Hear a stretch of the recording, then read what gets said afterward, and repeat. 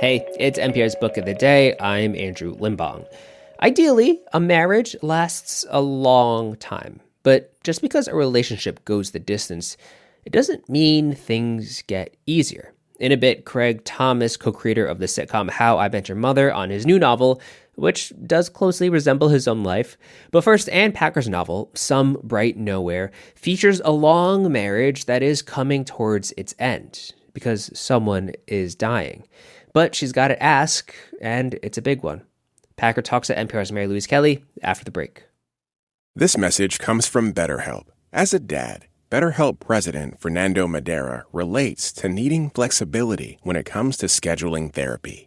I have kids under 18, so time is very limited. That's why at BetterHelp, our therapists try to have sessions sometimes at night, depending on the therapist, or during the weekend. So I think that's what we need to tell the parents. You're not alone. We can help you out. If a flexible schedule would help you, visit betterhelp.com/NPR for 10% off your first month of online therapy.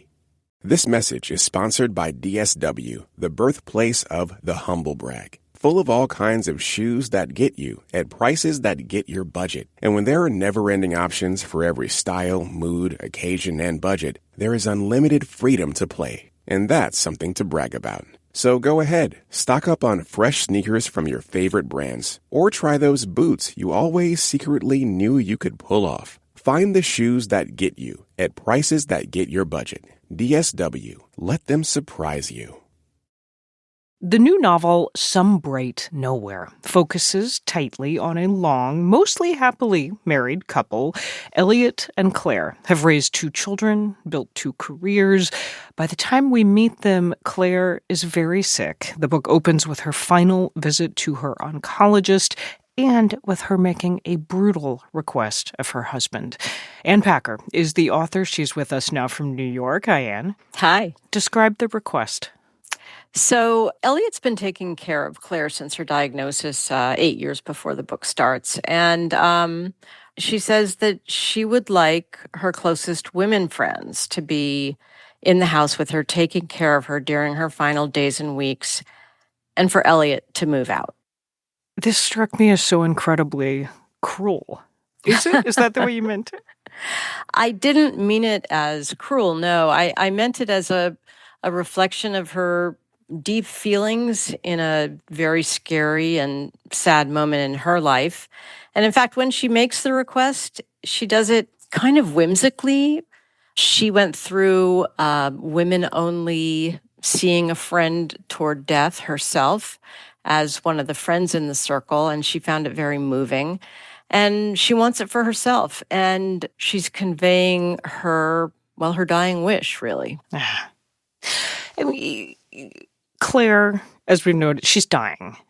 Elliot, on some level, struck me as a man coming back to life, trying to figure out who was I? What's left of that man? Because cancer has consumed their life for years now. He's been a caregiver to Claire, and that's been it. Right. And I think in a way you could look at her request as entirely unconscious on her part, but aimed at helping Elliot find himself in these final days before he's going to actually be on his own and really need himself. Is she still trying to figure out something? I think she is, but again, kind of unconsciously. She's just feeling what does she want? What would be the way to go through this unthinkable process of dying?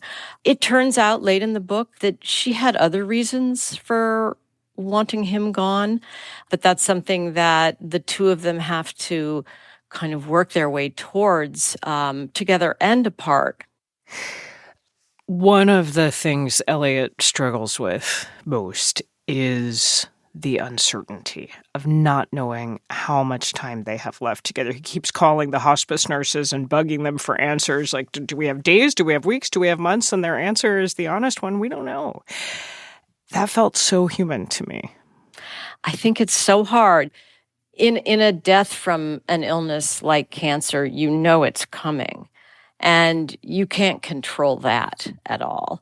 The idea that you can get a bead on how long you have is very powerful. in a way, it gives you something that you can't exactly control, but that you can control your reaction to it. So for him, if they tell him 6 months, then that allows him to sort of construct the near future in one way. Yeah, like how many more steak dinners do we have here? Right. Like, do And I if buy they the say- fresh corn or not? Exactly. And if they say, it's probably about 7 days, well, then you're thinking completely differently. And he just wishes he could know. And he's very frustrated when not only do they not know, but they keep somewhat casually revising the estimate based She's always got 6 months to live. 3 to 6 It's not months. funny, but it's kind of, you're like, what am I supposed to do with that? Exactly. Is it 1 to 3 months or 3 to 6 months? And at what point in either of those windows is it really going to be? I have lost a loved one to cancer. Many people listening, I'm sure, have. It's incredibly depressing. As you wrote this, you let us sit with the sadness of it. Did you also manage to find something beautiful, hopeful along the way? I think so. To me, there's something beautiful in the intimacy and the truth of what this couple and their children and friends get to at the end of the book. It's a journey everybody's going to go on one way or another. And in a way, what I hope happened to them in the book was that in some way, the prospect became more real and less terrifying. Say more about that. Well, I think that as you walk out of the oncologist's office for the last time with a prescription for hospice, you're basically being told, this is it, 6 months. It's unfathomable at that point. But as you go through the days, the weeks, possibly the months, you discover that in a way, dying is more of the same until it isn't.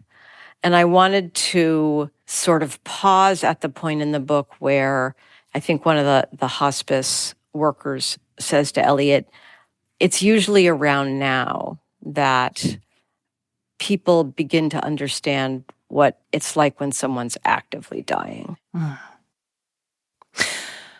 Ann Packer, this is your first novel in a decade, is that right? It is, yes. It is. I will confess that I was digging around and I found an essay you wrote. This is for the New York Times. You wrote it a decade ago, 2015, and it was about what writers do between books. Right. I will quote you. Quote, novelists do all kinds of things as they wait for their books to be published, from imagining unforeseen commercial success to imagining unforeseen commercial success. You got me. And then you add, just kidding, we also update our websites. And that just shows you how long ago it was, because of course now it's our Instagram instead of our websites. Exactly. So what took you so long? I was working on a different book for a lot of that time. I had a book that I started shortly after the last one came out, and it was very complicated structurally. And I wrote it and wrote it and wrote it and wrote it, and I just couldn't get it to the right place. And it was very depressing. And it actually caused me to have a hard time finding something different to work on. Then I thought about working on this, and to my, surprise and delight, I got a first draft done in 4 months, which is unheard of for me. So I got through the long process of working on something that didn't work, only to find that there was still a way to get something done that did work. Wow. Speaking of things that are both depressing and actually really hopeful. You're getting a sense of my psyche here. Ann Packer, her latest novel is Some Bright Nowhere. Thank you so much. Thank you. Support for NPR and the following message come from Warby Parker, the one-stop shop for all your vision needs. They offer expertly crafted prescription eyewear, plus contacts, eye exams, and more. For everything you need to see, visit your nearest Warby Parker store or head to warbyparker.com. This message comes from Mint Mobile. Starting at $15 a month, make the switch at mintmobile.com/switch. $45 upfront payment for 3 months. 5 gigabyte plan equivalent to $15 a month. Taxes and fees extra. First 3 months only. See terms. All right, as newlyweds, you hear people say that marriage takes sacrifice. But it's only really after a while where you start to tally up who is sacrificing what and how much, which is what's driving the tension in Craig Thomas's new novel, That's Not How It Happened. Here he is talking to NPR's Sacha Pfeiffer. Craig Thomas is an experienced television writer. He's co-creator of the popular long-running TV show How I Met Your Mother. And now he's written a novel. It's called That's Not What Happened, and it's about a family of 4. The husband has had a successful screenwriting career, while his wife has been at home raising 2 kids, one of whom happens to have Down syndrome. And because of the extra needs and extra support that is required by raising a child with a disability, she gave up her career as an investigative journalist. And now that the kids are a bit older, Emmett, who has Down syndrome, he's about 24. The mom, Paige, she's finally gotten back to writing. She writes a memoir about raising Emmett and about creating a space in the world for him. And it becomes an absolute fluke bestseller. And Hollywood comes a knocking and says, we want to make this into a movie. Meanwhile, the dad, Rob, has seen his success fade. He's sort of going through the middle-aged male ego death of like, I'm not as relevant and powerful as I used to be, which I know nothing about. Read nothing into this. I'm not neurotic at all in that way. Not at all. Please don't read into it too much. And he kind of hijacks the opportunity to be the screenwriter adapting his own wife's memoir. And it almost immediately derails, and this feel-good movie starts to almost destroy the family it's about. And then meanwhile, this other storyline deals with Emmett, a child with Down syndrome, trying to become independent. Another child still in high school and feeling kind of forgotten by her busy parents, whose focus is on their brother, which is another great recipe for tension. So talk about that storyline. So in real life, my son Elliot, he's 18 now. He has a different syndrome called Jacobson syndrome. And my daughter Celia, she's 9. And we've spent so many years in and around the disability community, meeting other families. And it's just, there's a way in which the child who has a disability just becomes kind of the orbit. And you try so hard to give everybody equal attention, but there are moments where the medical needs and the educational needs and all of the different challenges with raising a kid with a disability, they overshadow things. And so this book is told from all 4 points of view. I really like that because not only do we get a different perspective on the same event, which gets at the book's title, That's Not How It Happened, but also it becomes a great device for humor. Like how her husband, when he at one point is rewriting the script, makes himself look like a hero. Yeah. And meanwhile, the wife felt like he hadn't really been contributing. Yeah, he takes a passage she wrote, a very honest passage in her memoir that owns the fact that he was absent a lot. And he missed a huge and very scary medical appointment when Emmett was younger that resulted in Emmett getting an open heart surgery. And when he takes her memoir and rewrites it into a screenplay, he adds himself into that scene. And she says, wait, you weren't actually there in real life. And he's like, well, the audience isn't going to like the dad character if he's not there. And she says, well, maybe the audience shouldn't like the dad character in that moment, because I kind of didn't like the dad character, namely you. It's not a character, it's you. And so there's this funny tug of war that happens. How do we all frame our stories? How does a family frame its story? And all 4 members of a family all think they're the main character in the family, right? We all think we're the main character of our own story. And of course, bringing it back to Darcy, who's the younger sister, she feels left out of this narrative. She says, I'm barely in my mom's memoir. My mom wrote a memoir about raising Emmett, and I'm hardly in it. And that's her journey in this book, is finding her place in this family and in this world. So, as you've touched on, there are definitely autobiographical features to this book, quite a bit of them. In some ways, I wondered if this was an apology to your spouse, or at least a chance to explain yourself to your wife now you're at this point in your relationship. Was it that at all? I feel like it's a chance to own how complicated the journey is, because this is not my family exactly. This is a work of fiction. These characters are different from me. Tons of parallels. But there's a lot of my life in here. My son was born between year 2 and 3 of How I Met Your Mother, the show I co-created with Carter Bays, and we ran it all 9 years. And it was an impossible amount of content to wrap our brains around at once, because between year 2 and 3, my son was born. He did need open heart surgery. He did have this rare syndrome that would result in lifelong disabilities and intellectual disabilities and challenges and therapies and what's his schooling going to be, and so many different challenges that my wife was doing an amazing job juggling while I was running a TV show.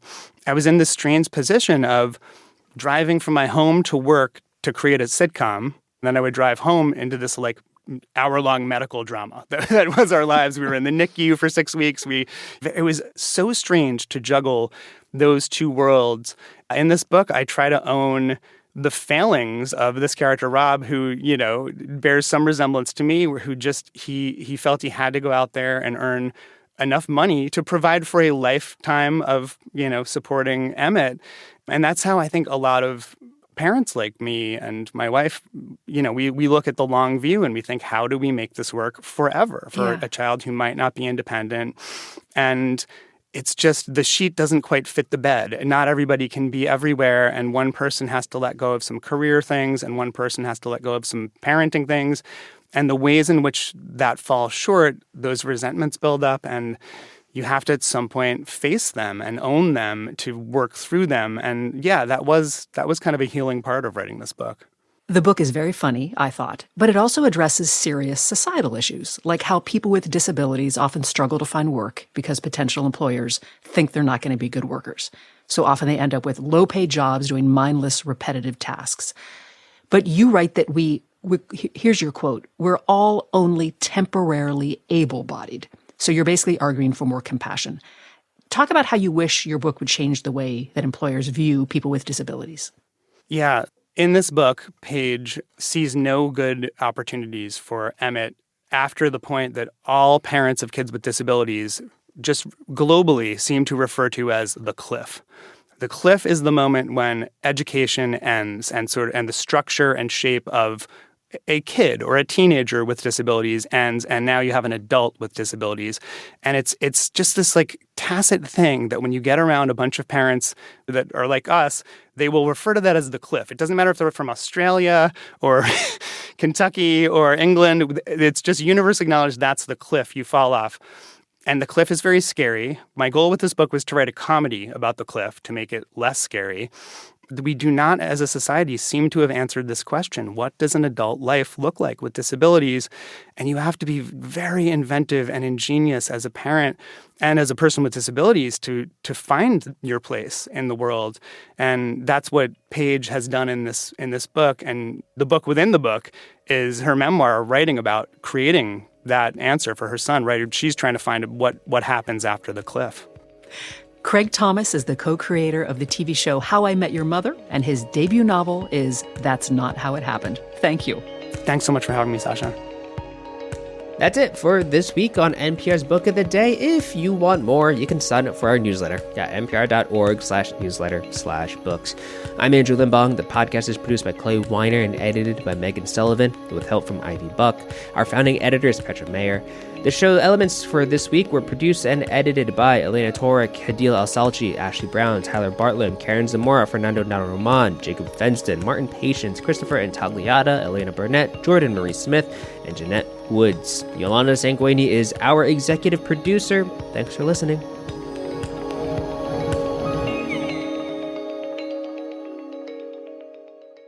Hey, Andrew here, the host of NPR's Book of the Day podcast, and yeah, I love new books, but there's just something about rereading an old favorite. On our new limited series, Books We've Loved, we're revisiting some classics, from Pride and Prejudice to Dune to everything in between, and talking about why they're worth reading today. Listen to NPR's Books We've Loved right on this podcast feed every Saturday on the NPR app or wherever you get your podcasts. This message comes from Schwab. At Schwab, how you invest is your choice, not theirs. That's why when it comes to managing your wealth, Schwab gives you more choices. You can invest and trade on your own. Plus, get advice and more comprehensive wealth solutions to help meet your unique needs. With award-winning service, low costs, and transparent advice, you can manage your wealth your way at Schwab. Visit schwab.com to learn more. This message comes from KeyBank. Growing a successful business has never been easy. But whether you're navigating a complex industry or trying to reinvent one, KeyBank's breadth of banking experts are here to collaborate on market-proven solutions. At KeyBank, they're built to grow with your changing needs because they're not just there for the business you are now, they're there for the business you'll become. Reimagine business as usual. KeyBank opens doors. Learn more at key.com/B2B.